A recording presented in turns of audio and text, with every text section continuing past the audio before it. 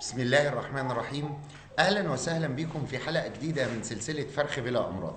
إن شاء الله سبحانه وتعالى هنتكلم النهاردة عن أسباب السعال أو الكحة اللي بتحصل عند الطيور وخاصة الحمام. السعال في الأساس هو محاولة إخراج الهواء من القصبة الهوائية أو من الرئتين بقوة، وده طبعا زي ما احنا كلنا عارفين ظاهرة غير صحية بالمرة. ليها أسباب مرضية وليها أسباب غير مرضية. نعرف الأول الأسباب غير المرضية اللي موجودة في المكان وبتؤدي إن الطيور اللي عندنا سواء كنا بنربي بقى بغبغانات أو عصافير استرالي أو كوكتيل أو حمام أو أي نوع من أنواع الطيور، إيه هي الأسباب غير المرضية اللي تؤدي للسعال أو الكحة؟ اول سبب من الاسباب وجود غبار ريش موجود في المكان، ويمكن سبق اتكلمت في اكتر من فيديو عن الموضوع ده وقلت يا اخوانا الموضوع ده خطير جدا. انا مسيب حمام في مكان مقفول، ما بنضفش كويس، ما بطهرش كويس، في غبار رفيع قوي من الريش بيبقى موجود في المكان. الغبار ده للاسف مع عمليات التنفس اللي بتتم عند الطيور تبص تلاقيها استنشقته ووقف عندها في القصبة الهوائية. لما بيقف عندها في القصبة الهوائية بتحاول تتنفس فتلاقيها بتتنفس بصعوبة شديدة، توصل الحكاية لدرجة ان هي تكح وتتنفس من بقها علشان تقدر تخرج غبار الريش المتراكم على القصبة الهوائية. طب نعرف ازاي ان اللي موجود عند الطيور بتاعتنا كحة او سعال بسبب غبار الريش اللي موجود في القصبة الهوائية؟ هنمسك في ايدينا الفرد كده بالظبط زي ما انا ماسكه كده، نفتح بقه ونبص فيه، نبص جوه وندقق كده، هنلاقي جوه في الاخر كده اخر اللسان في حاجات بيضة رفيعة موجودة متراكمة. لو حاولت تطلعها باي شيء رفيع ومسكتها كده هتلاقيها عبارة عن ريش دقيق جدا جدا جدا.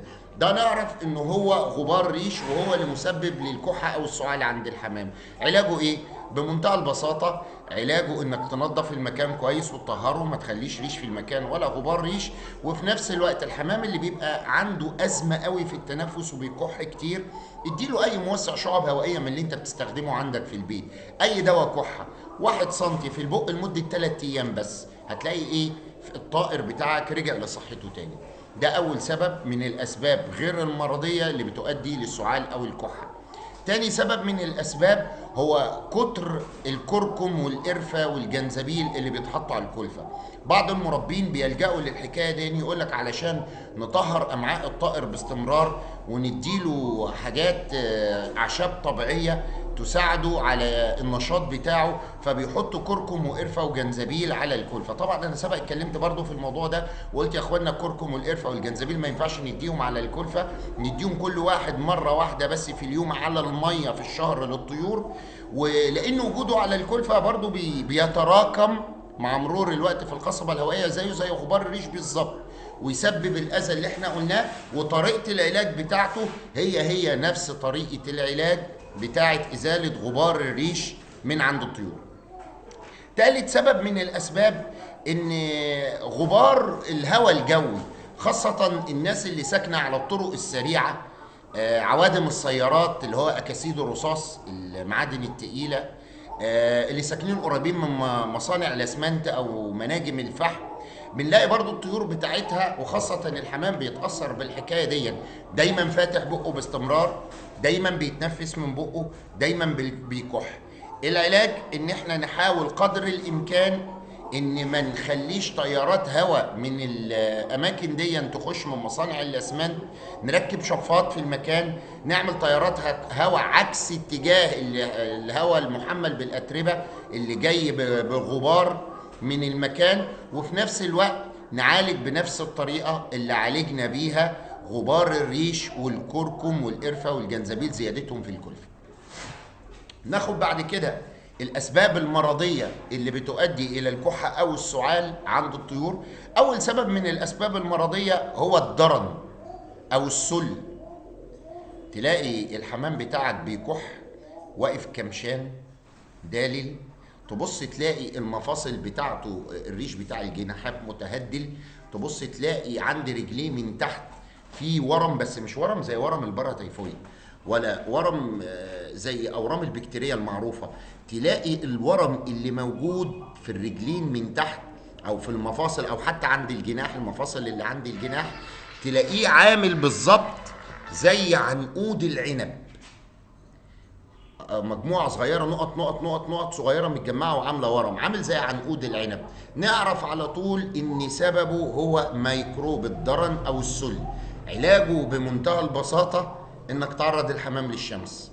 اول ما تعرض الحمام للشمس الميكروب نفسه هيموت، والحمام اللي كان بيكح هيرجع لصحته تاني. بعد ما تعرض الحمام للشمس كل يوم نص ساعة لمدة 5 أيام، ما تنساش بعدها لمدة 3 أيام تدي فيتامين د أو فيتامين دي في المية سنتي على اللتر، علشان يوازن الفقد اللي فقده الطائر بسبب وجود الميكروب بتاع الضرر. ثالث سبب من أسباب المرضية للسعال أو الكحة هو الالتهاب الشعبي. الالتهاب الشعبي غريب شوية. الالتهاب الشعبي تبص تلاقي فرد الحمام بيكح وعنده ضيق في التنفس وبيتنفس من بقه، بس اللي بيميزه عن بقية الأمراض اللي هنقولها بعد كده الحاجة اللي جاية دي، بيميز الالتهاب الشعبي إنك تلاقي فيه إفرازات جاية في الأنف، إفرازات مائية. لو سبت الإفرازات المائية اللي موجودة في الأنف دي لمدة 24 ساعة ما شلتهاش، تبص تلاقيها اتجبنت، بقت عاملة زي الجبنة ولونها مصفر، موجودة في الأنف مصفر. فالإفرازات المائية دي لما بتتجبن بتضغط على العين بتاعت الطائر، فلما تضغط على عين الطائر عين الطائم تورم، تبص تلاقي في افرازات متجبنه موجوده في الانف، وعين الطائر ورمه قوي وفاتح بقه عشان يتنفس وبيكح. تعرف ان دون على طول التهاب شعبي. علاجه ايه؟ علاجه ان انت هتجيب ميه 3 لتر ميه وتحط فيهم 10 سم برمنجانات بوتاسيوم، وتدوب كويس قوي قوي قوي، وتمسك الحمامه تغطس راسها في برمنجانات البوتاسيوم بتاع حوالي 3 ثواني وتطلعها، وتغطس راسها في برمنجانات البوتاسيوم 3 ثواني وتطلعها. كرر الحكايه دي 3 مرات، وبعد كده هو تديله 4 نقط زيت كبد الحوت مره واحده بس ليوم واحد بس، 4 نقط مره واحده بس في يوم واحد بس، وتعرضه للشمس. هتبص تلاقي الكحه راحت، التجبن اللي في الانف راح، ورم العين راح، يعني الالتهاب الشعبي راح تماما. من الاسباب برضو اللي المرضيه اللي بتخلي الحمام يكح او يبقى عنده سعال، البرد، الانفلونزا، فيروس البراميكسيو. البرد زي ما اتكلمنا في فيديو قبل كده عن الفرق ما بين البرد والانفلونزا، ما بنديش فيه مضادات حيويه، كل الحكايه ان احنا بندي فيتامين سي للطائر وبنعرضه للشمس. الانفلونزا احنا بنحاول ندي للطائر مضاد حيوي مع فيتامين سي عشان جسمه يقاوم فيروس الانفلونزا. ايه الفرق ما بين البرد والانفلونزا؟ سبق واتكلمنا في فيديو عليهم قبل كده، من اراد المراجعه يرجع للفيديو الايه الفرق ما بين البرد والانفلونزا، اعراض وعلاج. لكن في حاله الانفلونزا احنا بندي مضاد حيوي مع فيتامين سي. بندي ايه؟ بندي اونروفلوكساسين،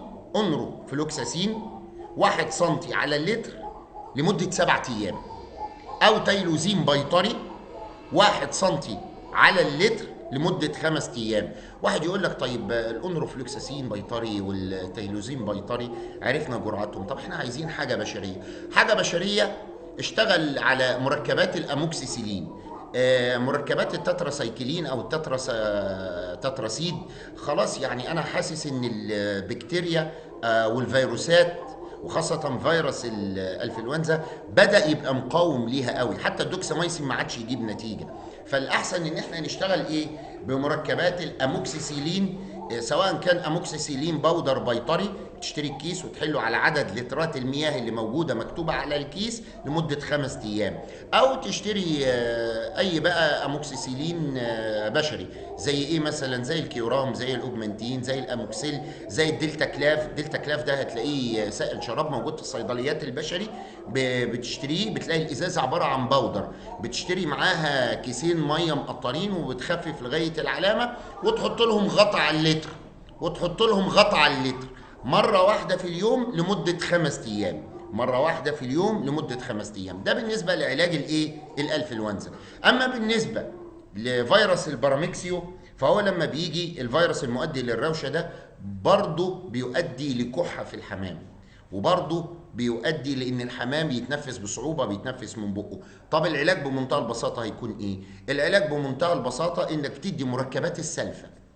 اي حاجه فيها مركبات سلفه سواء كانت بيطري ولا بشري لمده 4 ايام، ده الصبح، وبالليل تديله منشط مناعه. يبقى مركب سلفه الصبح وبالليل منشط مناعه. زي ايه بشري؟ هنقول اسهل حاجه كابكت بشري شراب.